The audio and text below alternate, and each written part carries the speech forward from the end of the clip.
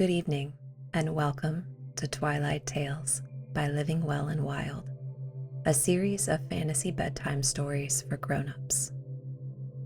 My name is Alexis, and I will be the narrator for your transition from the busy day to a comfortable and restorative slumber. I invite you to make yourself comfortable as we first settle in to a 2-1 breathing pattern. Practicing the 2-1 breathing technique before sleep can have beneficial effects on overall well-being by promoting relaxation and reducing anxiety. We will start by moving into an even inhale-exhale pattern. Begin with an inhale of 4 and an exhale of 4. Continue this pattern. Inhale 4, exhale 4 for the next few breaths. Inhale 4, exhale 4. Now we are going to adjust our breathing to achieve the 2-1 ratio. This simply means that your exhales are going to be twice as long as your inhales. I am going to use a 3-count inhale and 6-count exhale, but I encourage you to use whatever 2-1 pattern you are comfortable with. Inhale 3,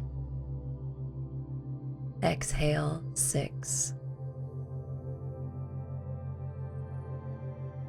Inhale 3, exhale 6. Really focus on deepening the exhalation, pushing out all that additional air. Inhale 3, exhale 6.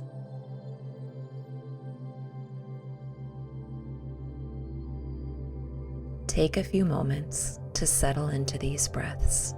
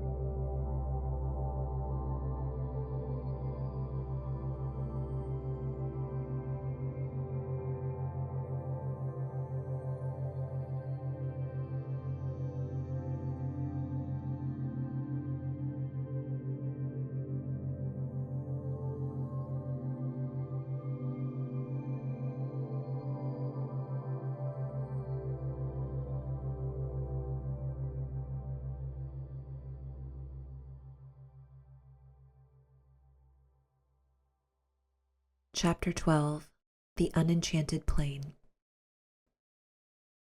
When Alveric understood that he had lost Elfland, it was already evening, and he had been gone 2 days and a night from Earl.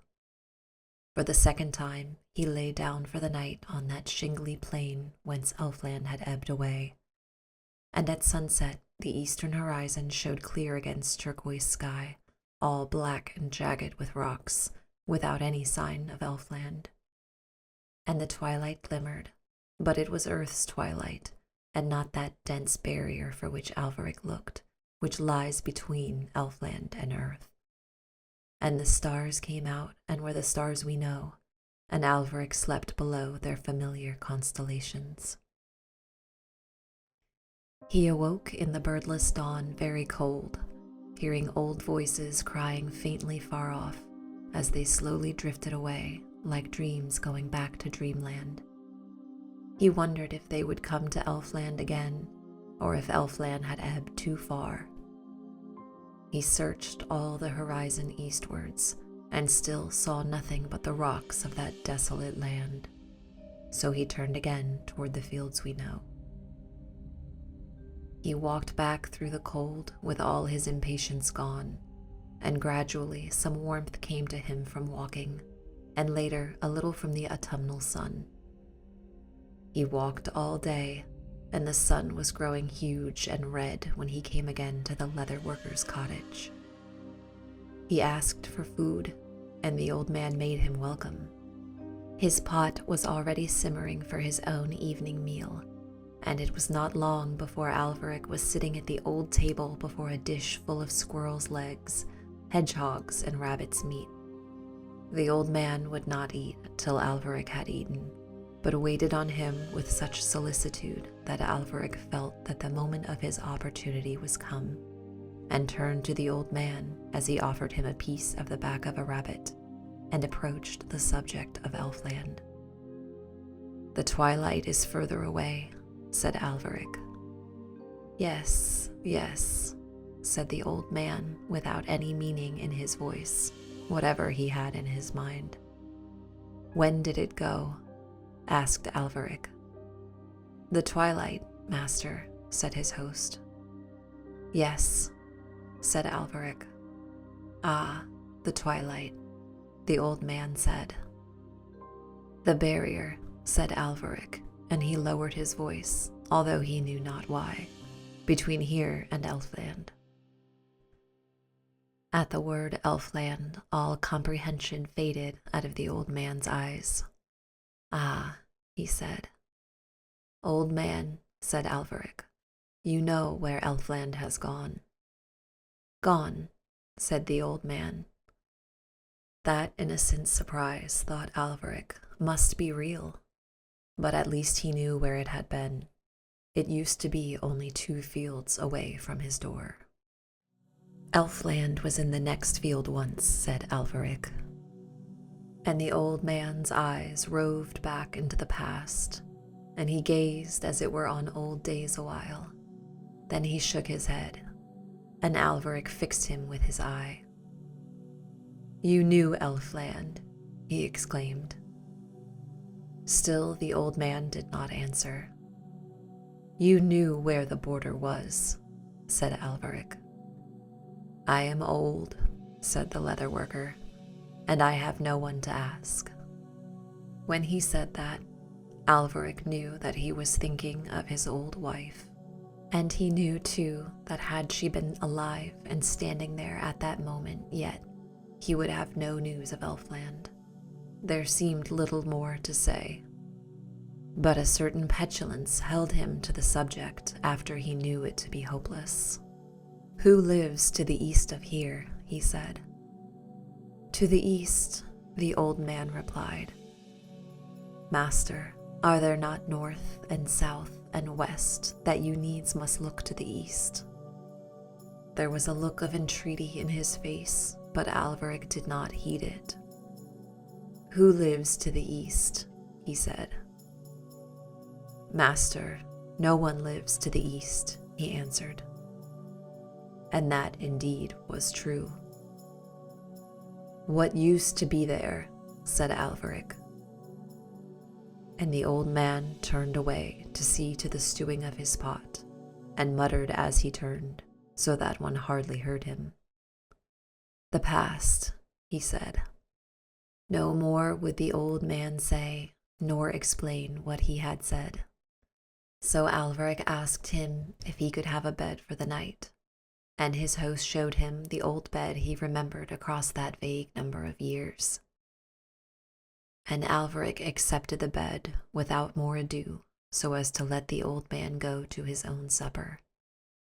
And very soon Alveric was deep asleep, warm and resting at last, while his host turned over slowly in his mind many things of which Alveric had supposed he knew nothing. When the birds of our fields woke Alveric, singing late in the last of October, on a morning that reminded them of spring, he rose and went out of doors, and went to the highest part of that little field that lay on the windowless side of the old man's house toward Elfland. There he looked eastward and saw all the way to the curved line of the sky the same barren, desolate, rocky plain that had been there yesterday and the day before. Then the leather worker gave him breakfast, and afterwards he went out and looked again at the plain. And over his dinner, which his host timidly shared, Alveric neared once more the subject of Elfland. And something in the old man's sayings or silences made Alveric hopeful that even yet he would have some news of the whereabouts of the pale blue Elfin mountains. So he brought the old man out and turned to the east, to which his companion looked with reluctant eyes, and pointing to one particular rock, the most noticeable and near, said, hoping for definite news of a definite thing, "How long has that rock been there?" And the answer came to his hopes like hail to apple blossom. "It is there, and we must make the best of it." The unexpectedness of the answer dazed Alveric, and when he saw that reasonable questions about definite things brought him no logical answer, he despaired of getting practical information to guide his fantastic journey. So he walked on the eastward side of the cottage all the afternoon, watching the dreary plain, and it never changed or moved. No pale blue mountains appeared. No Elfland came flooding back. And evening came, and the rocks glowed dully with the low rays of the sun, and darkened when it set, changing with all earth's changes, but with no enchantment of Elfland. Then Alveric decided on a great journey. He returned to the cottage and told the leather worker that he needed to buy much provisions, as much as he could carry. And over supper they planned what he should have. And the old man promised to go next day amongst the neighbors, telling of all the things he would get from each, and somewhat more if God should prosper his snaring. For Alveric had determined to travel eastward till he found the lost land. And Alveric slept early and slept long, till the last of his fatigue was gone which came from his pursuit of Elfland. The old man woke him as he came back from his snaring, and the creatures that he had snared the old man put in his pot and hung it over his fire, while Alveric ate his breakfast. And all the morning the leather worker went from house to house amongst his neighbors, dwelling on little farms at the edge of the fields we know. And he got salted meats from some, bread from one, a cheese from another, and came back burdened to his house in time to prepare dinner. And all the provender that burdened the old man Alveric shouldered in a sack, and some he put in his wallet, and he filled his water bottle and 2 more besides that his host had made from large skins, for he had seen no streams at all in the desolate land. And thus equipped he walked some way from the cottage, and looked again at the land from which Elfland had ebbed. He came back satisfied that he could carry provisions for a fortnight. And in the evening, while the old man prepared pieces of squirrel's meat, Alveric stood again on the windowless side of the cottage, gazing still across the lonely land, hoping always to see emerge from the clouds that were coloring at sunset those serene pale blue mountains, and seeing never a peak. And the sun set, and that was the last of October. Next morning, Alveric made a good meal in the cottage, then took his heavy burden of provisions and paid his host and started. The door of the cottage opened toward the west, and the old man cordially saw him away from his door with Godspeed and farewells, but he would not move round his house to watch him going eastward, nor would he speak of that journey. It was as though to him there were only 3 points of the compass. The bright autumnal sun was not yet high when Alveric went from the fields we know to the land that Elfland had left and that nothing else went near, with his big sack over his shoulder and his sword at his side. The May trees of memory that he had seen were all withered now, and the old songs and voices that had haunted that land were all now faint as sighs, and there seemed to be fewer of them, as though some had already died or had struggled back to Elfland. All that day Alveric traveled, with the vigor that waits at the beginning of journeys, which helped him on, though he was burdened with so much provisions, and a big blanket that he wore like a heavy cloak round his shoulders, and he carried besides a bundle of firewood and a stave in his right hand.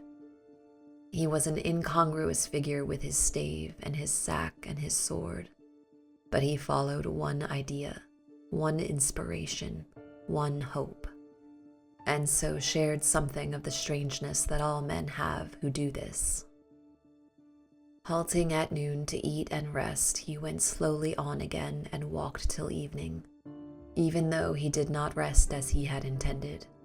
For when twilight fell and lay heavy along the eastern sky, he continually rose from his resting and went a little further to see if it might not be that dense, deep twilight that made the frontier of the fields we know, shutting them off from Elfland. But it was always earthly twilight until the stars came out, and they were all the familiar stars that look on earth. Then he lay down among those unrounded and mossless rocks, and ate bread and cheese and drank water. And as the cold of night began to come over the plain, he lit a small fire with his scanty bundle of wood, and lay close to it with his cloak and his blanket round him. And before the embers were black, he was sound asleep. Dawn came without sound of bird or whisper of leaves or grasses. Dawn came in dead silence and cold, and nothing on all that plain gave a welcome back to the light. If darkness had lain forever upon those angular rocks, it were better, Alveric thought, as he saw their shapeless companies sullenly glowing. Darkness were better now that Elfland was gone. And though the misery of that disenchanted place entered his spirit with the chill of the dawn, yet his fiery hope still shone, and gave him little time to eat by the cold black circle of his lonely fire, before it hurried him onward easterly over the rocks. And all that morning he traveled on without the comradeship of a blade of grass. The golden birds that he had seen before had long since fled back to Elfland, and the birds of our fields and all living things we know shunned all that empty waste. Alveric traveled as much alone as a man who goes back in memory to revisit remembered scenes, and instead of remembered scenes he was in a place from which every glamour had gone. He traveled somewhat lighter than on the day before, but he went more wearily, for he felt more heavily now the fatigue of the previous day. He rested long at midday and then went on. The myriad rocks stretched on and slightly jagged the horizon, and all day there came no glimpse of the pale blue mountains. That evening, from his dwindling provision of wood, Alveric made another fire. Its little flame going up alone in that waste seemed somehow to reveal the monstrous loneliness. He sat by his fire and thought of Lirazel and would not give up hope, though a glance at those rocks might have warned him not to hope, for something in their chaotic look partook of the plane that bred them, and they hinted it to be infinite. Chapter 13. The Reticence of the Leatherworker.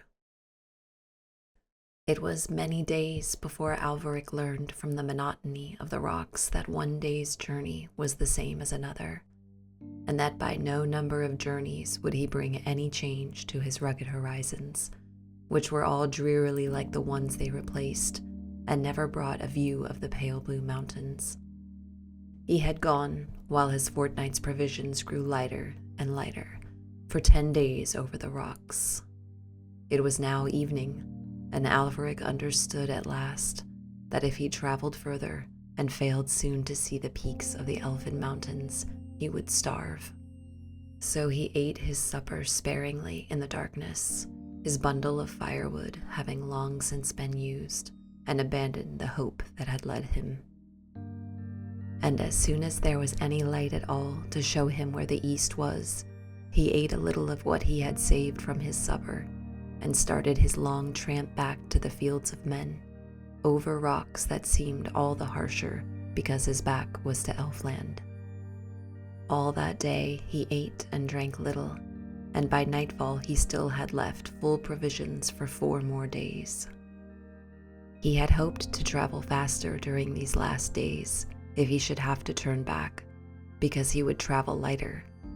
He had given no thought to the power of those monotonous rocks to weary and to depress with their desolation when the hope that had somewhat illumined their grimness was gone. He had thought little of turning back at all, till the 10th evening came and no pale blue mountains, and he suddenly looked at his provisions, and all the monotony of his homeward journey was broken only by occasional fears that he might not be able to come to the fields we know. The myriad rocks lay larger and thicker than tombstones, and not so carefully shaped, yet the waste had the look of a graveyard stretching over the world with unrecording stones above nameless heads. Chilled by the bitter nights, guided by blazing sunsets, he went on through the morning mists and the empty noons and weary, birdless evenings. More than a week went by since he had turned, and the last of his water was gone, and still he saw no sign of the fields we know, or anything more familiar than rocks that he seemed to remember, and which would have misled him northward, southward, or eastward, were it not for the red November sun that he followed, and sometimes some friendly star.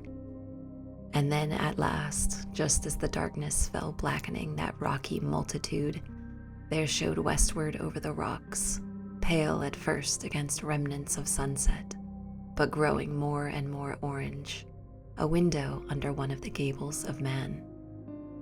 Alveric rose and walked towards it till the rocks and the darkness and weariness overcame him, and he lay down and slept. And the little yellow window shone into his dreams and made forms of hope as fair as any that came from Elfland. The house that he saw in the morning when he woke seemed impossible to be the one whose tiny light had held out hope and help to him in the loneliness. It seemed now too plain and common. He recognized it for a house not far from the one of the leather worker. Soon he came to a pool and drank. He came to a garden in which a woman was working early, and she asked him whence he had come. "From the east," he said, and pointed, and she did not understand. And so he came again to the cottage from which he had started, to ask once more for hospitality from the old man who had housed him twice. He was standing in his doorway as Alveric came, walking wearily, and again made him welcome. He gave him milk and then food, and Alveric ate and then rested all the day. It was not till evening he spoke. But when he had eaten and rested, and he was at the table again, and supper was now before him, and there was light and warmth, he felt all at once the need of human speech. And then he poured out the story of that great journey over the land where the things of man ceased, and where yet no birds or little beasts had come, or even flowers, a chronicle of desolation. And the old man listened to the vivid words and said nothing, making some comments of his own only when Alveric spoke of the fields we know. He heard with politeness and said never a word of the land from which Elfland had ebbed. It was indeed as though all the land to the east were delusion, as though Alveric had been restored from it, or had awoken from dream, and were now among reasonably daily things, and there was nothing to say of the things of dream. Certainly never a word would the old man say in recognition of Elfland, or of anything 80 yards east of his cottage door.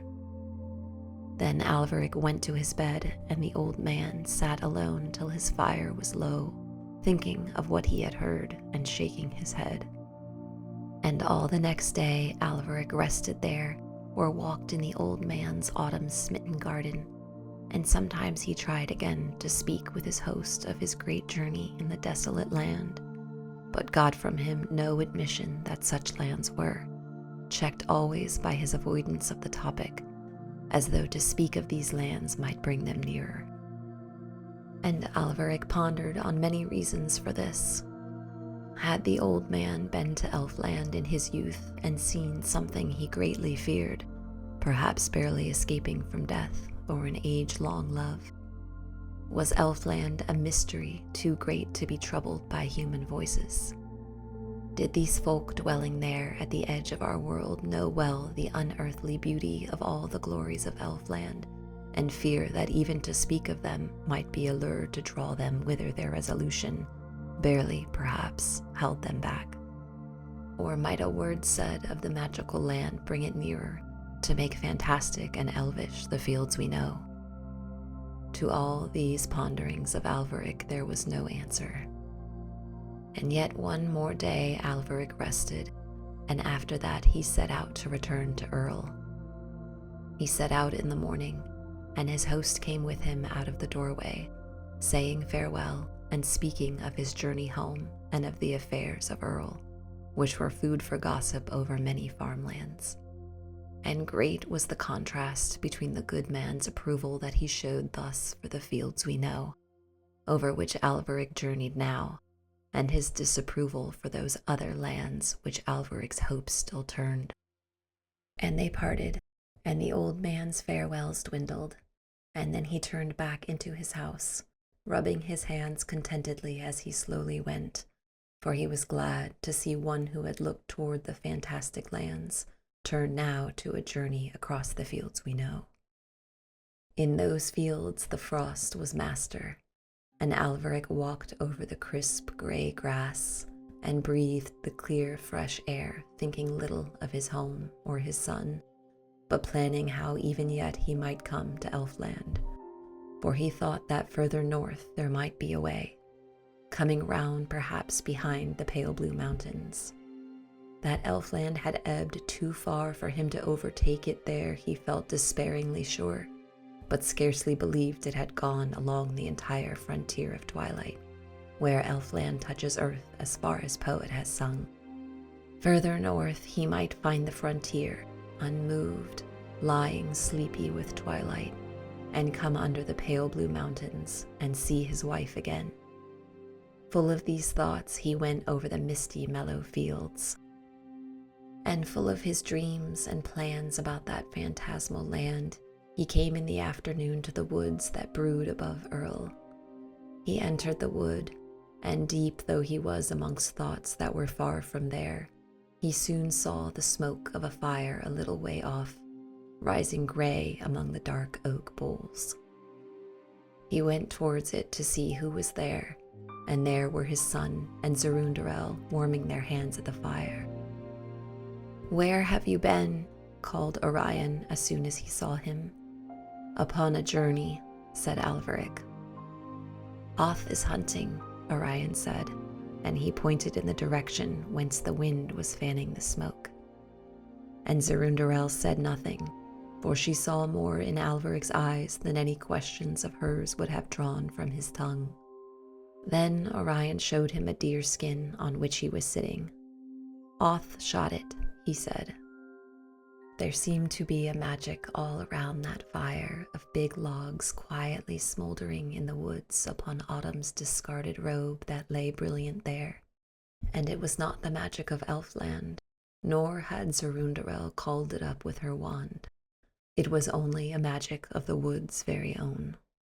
And Alveric stood there for a while in silence, watching the boy and the witch by their fire in the woods, and understanding that the time was come when he must tell Orion things that were not clear to himself and that were puzzling him even now. Yet he did not speak of them then, but saying something of the affairs of Earl, turned and walked on toward his castle, while Zerundarel and the boy came back later with Oth. And Alveric commanded supper when he came to his gateway, and ate it alone in the great hall that there was in the castle of Earl, and all the while he was pondering words to say. And then he went in the evening up to the nursery and told the boy how his mother was gone for a while to Elfland, to her father's palace, which may only be told of in song. And, unheeding any words of Orion then, he held on with the brief tale that he had come to tell, and told how Elfland was gone. But that cannot be, said Orion, for I hear the horns of Elfland every day. You can hear them, Alveric said. And the boy replied, I hear them blowing at evening. Chapter 14. The Quest for the Elfin Mountains. Winter descended on Earl and gripped the forest, holding the small twigs stiff and still. In the valley it silenced the stream, and in the fields of the oxen the grass was brittle as earthenware, and the breath of the beasts went up like the smoke of encampments. And Orion still went to the woods whenever Oth would take him, and sometimes he went with Threll. When he went with Oth, the wood was full of the glamour of the beasts that Oth hunted, and the splendor of the great stags seemed to haunt the gloom of far hollows. But when he went with Threll, a mystery haunted the wood, so that one could not say what creature might not appear, nor what haunted and hid by every enormous bole. What beasts there were in the wood even Threll did not know. Many kinds fell to his subtlety, but who knew if these were all? And when the boy was late in the wood, on happy evenings, he would always hear as the sun went blazing down, rank on rank of the elfin horns blowing far away eastwards in the chill of the coming dusk, very far and faint, like reveille heard in dreams.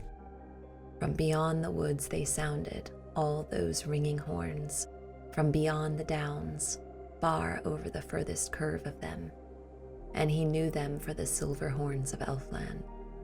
In all other ways he was human, and but for his power to hear those horns of Elfland, whose music rings but a yard beyond human hearing, and his knowledge of what they were, but for these two things he was as yet not more than a human child. And how the horns of Elfland blew over the barrier of twilight, to be heard by any ear in the fields we know, I cannot understand. Yet Tennyson speaks of them as heard faintly blowing, even in these fields of ours, and I believe that by accepting all that the poets say while duly inspired, our errors will be fewest.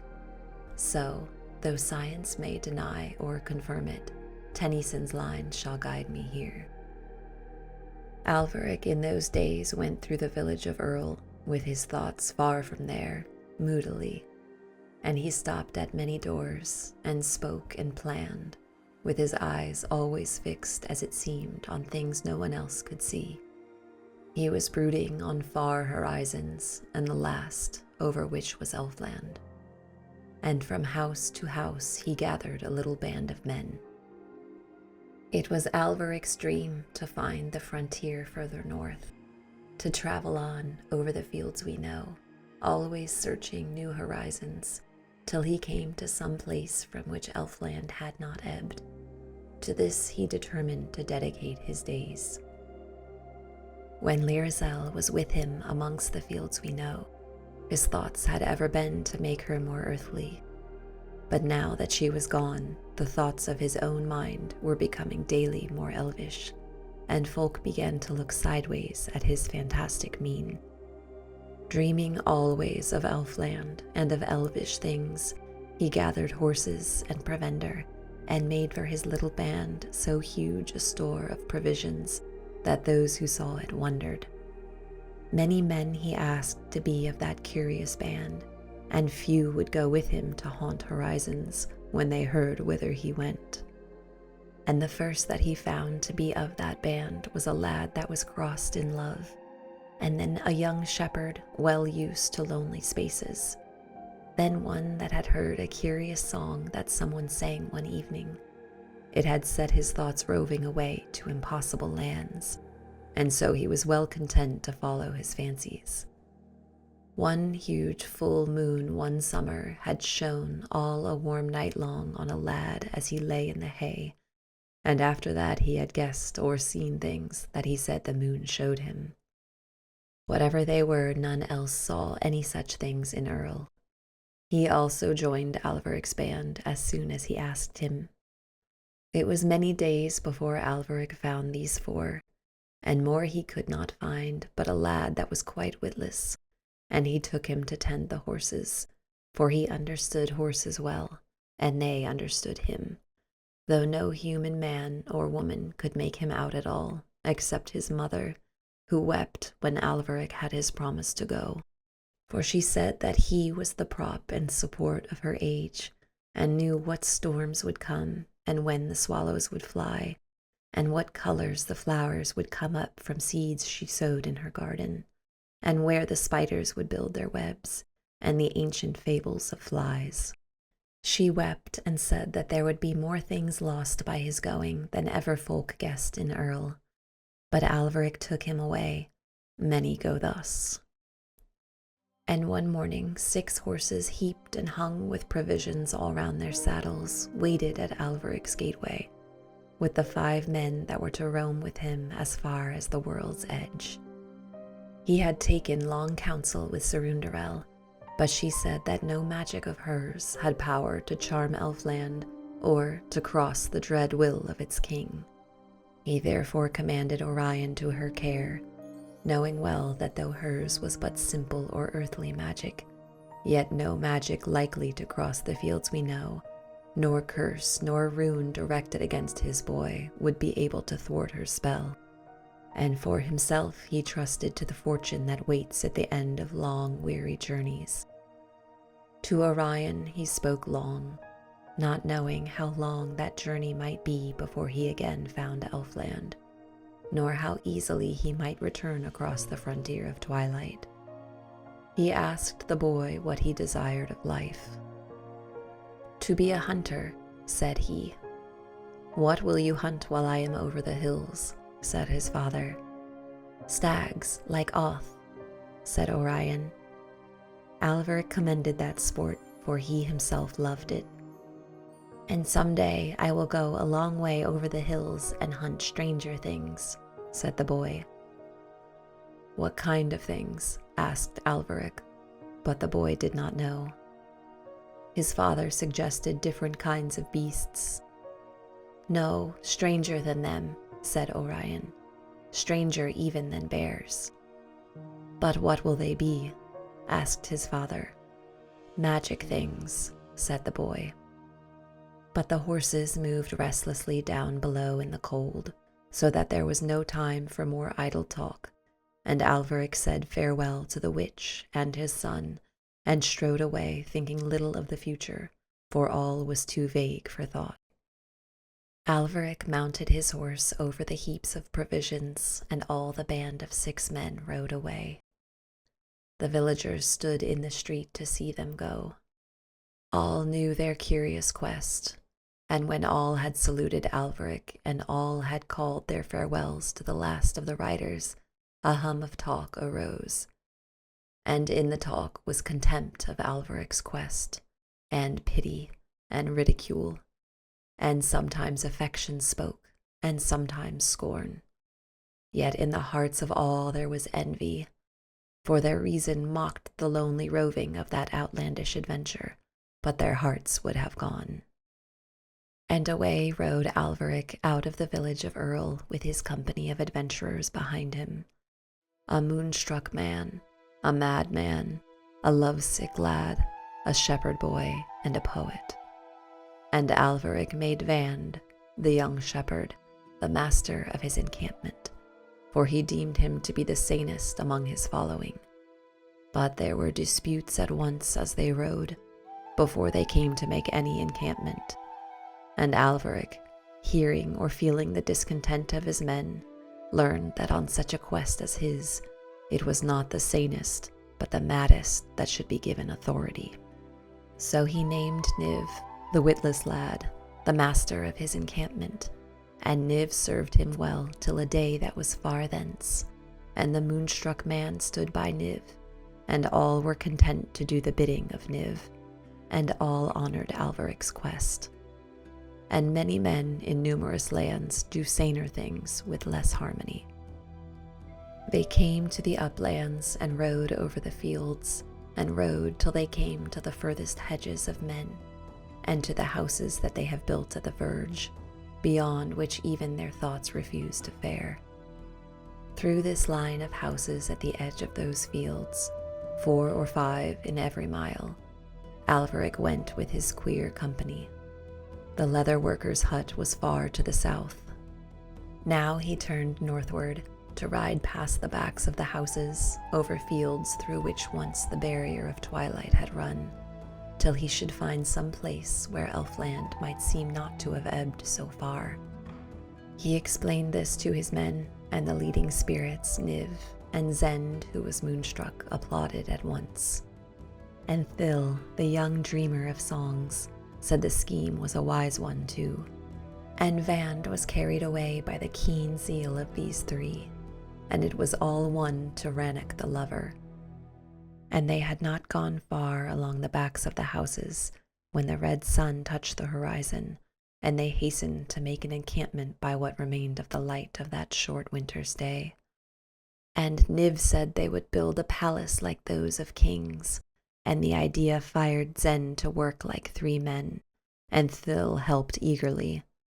And they set up stakes and stretched blankets upon them, and made a wall of brushwood, for they were but just outside the hedgerows.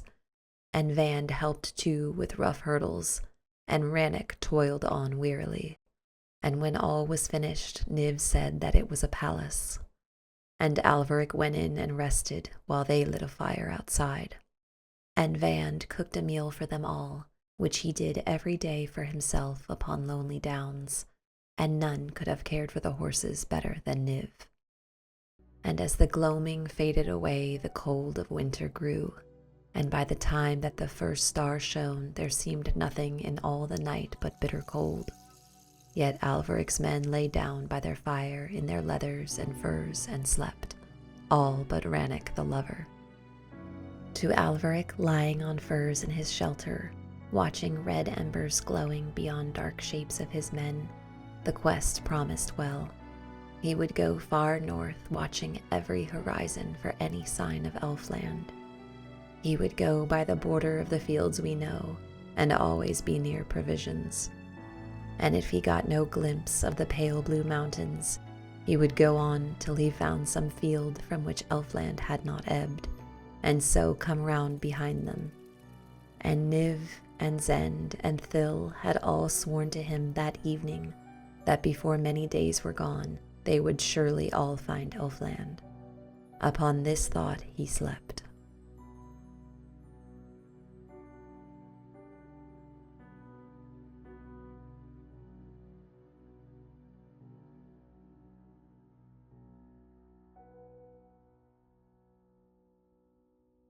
Chapter 15. The Retreat of the Elf King. When Lirazel blew away with the splendid leaves, they dropped one by one from their dance in the gleaming air, and ran on over fields for a while, and then gathered by hedgerows and rested. But earth that pulls all things down had no hold on her, for the rune of the King of Elfland had crossed its borders, calling her home.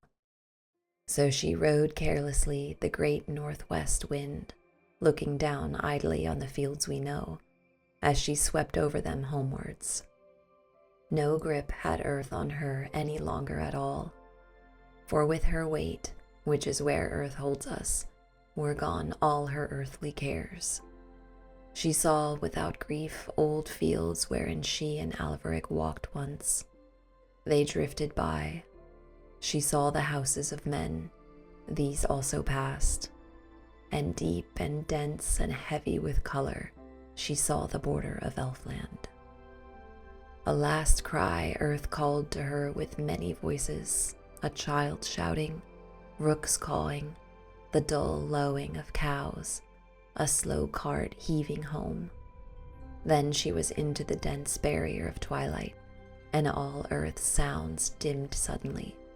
She was through it, and they ceased. Like a tired horse falling dead, our northwest wind dropped at the frontier, for no winds blow in Elfland that roam over the fields we know. And Lirazel slanted slowly onward and down, till her feet were back again on the magical soil of her home. And she saw full fair the peaks of the Elfin mountains, and dark underneath them the forest that guarded the Elf King's throne. Above this forest were glimmering, even now, great spires in the elfin morning, which glows with more sparkling splendor than do our most dewy dawns, and never passes away.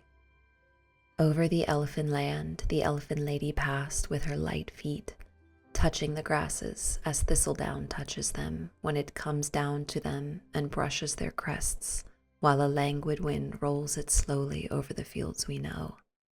And all the elfish and fantastic things, and the curious aspect of the land, and the odd flowers and the haunted trees, and the ominous boding of magic that hung in the air, were all so full of memories of her home that she flung her arms about the first gnarled gnome-like trunk and kissed its wrinkled bark.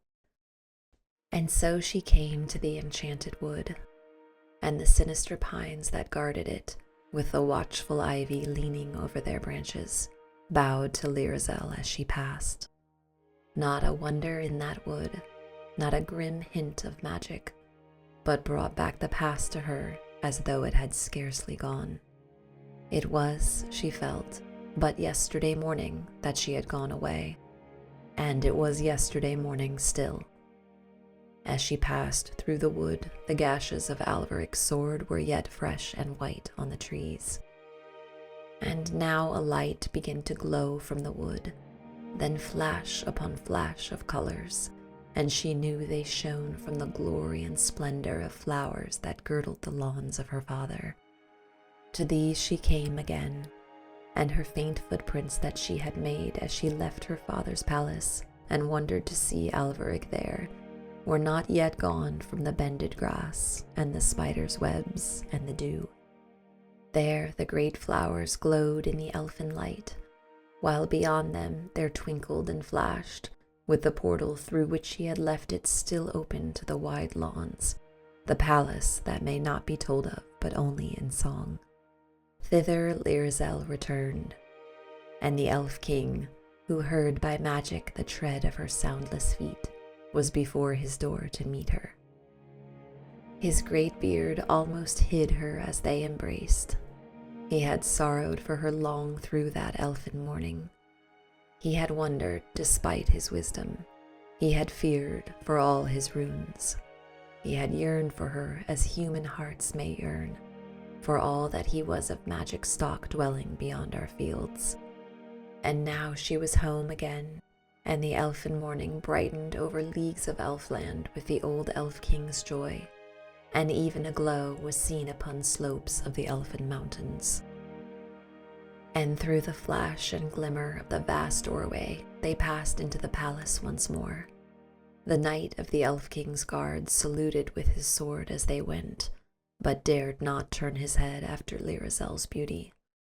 They came again to the hall of the Elf King's throne, which is made of rainbows and ice, and the great king seated himself and took Lirazel on his knee, and a calm came down upon Elfland. And for long through the endless elfin morning nothing troubled that calm. Lirazel rested after the cares of earth. The Elf King sat there keeping the deep content in his heart. The knight of the guard remained at the salute, his sword's point downward still. The palace glowed and shone. It was like a scene in some deep pool beyond the sound of a city, with green reeds and gleaming fishes, and myriads of tiny shells all shining in the twilight on deep water, which nothing has disturbed through all the long summer's day. And thus they rested beyond the fret of time, and the hours rested around them, as the little leaping waves of a cataract rest when the ice calms the stream. The serene blue peaks of the Elfin mountains above them stood like unchanging dreams. Then, like the noise of some city heard amongst birds and woods, like a sob heard amongst children that are all met to rejoice, like laughter amongst a company that weep, like a shrill wind in orchards amongst the early blossom, like a wolf coming over the downs where the sheep are asleep, there came a feeling into the Elf King's mood that one was coming towards them across the fields of earth. It was Alveric with his sword of thunderbolt iron, which somehow the old king sensed by its flavor of magic. Then the Elf King rose and put his left arm about his daughter, and raised his right to make a mighty enchantment, standing up before his shining throne, which is the very center of Elfland. And with clear resonance deep down in his throat, he chanted a rhythmic spell, all made of words that Lirazel never had heard before, some age-old incantation, calling Elfland away, drawing it further from earth. And the marvelous flowers heard as their petals drank in the music, and the deep notes flooded the lawns, and all the palace thrilled and quivered with brighter colors, and a charm went over the plain as far as the frontier of Twilight, and a trembling went through the enchanted wood. Still the Elf King chanted on. The ringing, ominous notes came now to the Elfin mountains, and all their line of peaks quivered as hills in haze, when the heat of summer beats up from the moors and visibly dances in air. All Elfland heard, all Elfland obeyed that spell. And now the king and his daughter drifted away, as the smoke of the nomads drifts over Sahara away from their camel's hair tents, as dreams drift away at dawn, as clouds over the sunset. And like the wind with the smoke, night with the dreams, warmth with the sunset, all Elfland drifted with them. All Elfland drifted with them and left the desolate plain, the dreary, deserted region, the unenchanted land.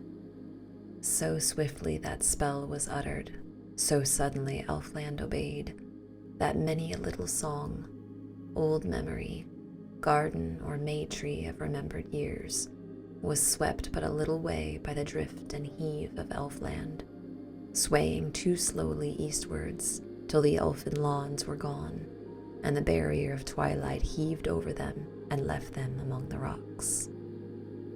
And whither Elfland went I cannot say, nor even whether it followed the curve of the earth, or drifted beyond our rocks out into twilight. There had been an enchantment near to our fields, and now there was none. Wherever it went, it was far. Then the Elf King ceased to chant, and all was accomplished, as silently as, in a moment that none can determine, the long layers over the sunset turned from gold to pink, or from a glowing pink to a listless, unlit color. All Elfland left the edges of those fields by which its wonder had lurked for long ages of men, and was away now whither I know not. And the Elf King seated himself again on his throne of mist and ice, in which charmed rainbows were, and took Lirazel his daughter again on his knee, and the calm that his chanting had broken came back heavy and deep over Elfland. Heavy and deep it fell on the lawns, heavy and deep on the flowers. Each dazzling blade of grass was still in its little curve, as though nature in a moment of mourning said hush at the sudden end of the world. And the flowers streamed on in their beauty, immune from autumn or wind. Far over the moors of the trolls slept the calm of the King of Elfland, where the smoke from their queer habitations hung stilled in the air, and in a forest wherein it quieted the trembling of myriads of petals on roses, it stilled the pools where the great lilies towered, till they and their reflections slept on in one gorgeous dream. And there, below motionless fronds of dream-gripped trees, on the still water dreaming of the still air, Where the huge lily leaves floated green in the calm was the troll Lurulu sitting upon a leaf. For thus they named in Elfland the troll that had gone to Earl. He sat there gazing into the water at a certain impudent look that he had on. He gazed and gazed and gazed. Nothing stirred, nothing changed. All things were still, reposing in the deep content of the king. The knight of the guard brought his sword back to the carry, and afterwards stood as still at his perpetual post as some suit of armor whose owner is centuries dead. And still the king sat silent with his daughter upon his knee, his blue eyes unmoving as the pale blue peaks, which through wide windows shone from the Elfin mountains. And the elf king stirred not, nor changed, but held to that moment in which he had found content, and laid its influence over all his dominions for the good and welfare of Elfland. For he had what all our troubled world with all its changes seeks, and finds so rarely and must at once cast it away. He had found content and held it. And in that calm that settled down upon Elfland, there passed 10 years over the fields we know.